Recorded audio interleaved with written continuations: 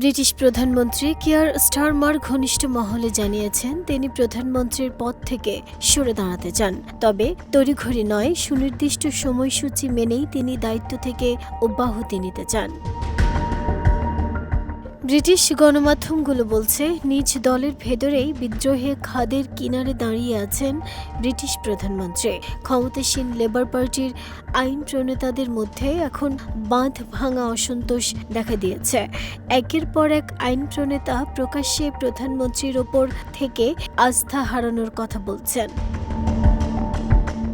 এমন পরিস্থিতিতে স্টারমার যে কোনো সময় প্রধানমন্ত্রীর পদ ছাড়তে রাজি আছেন, তবে তিনি তা নিজের শর্তে করতে চান।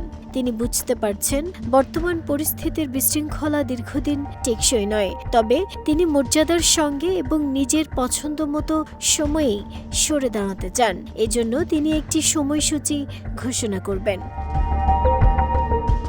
ভোটারদের সাম্প্রতিক অসন্তোষের মুখে বর্তমানে সংকটে পড়েছে যুক্তরাজ্যের লেবার সরকার। পিটার ম্যান্ডেলসনের নিয়োগ এবং শিশুর যৌন অপরাধী জেফ্রি অ্যাপস্টেইনের সঙ্গে তাঁর সম্পর্ক নিয়ে বিতর্ক, স্থানীয় নির্বাচনে লেবার পার্টির হতাশাজনক হার, সব মিলিয়ে লন্ডন জুড়ে স্টারমারের পদত্যাগের দাবি জোরালো হয়েছে।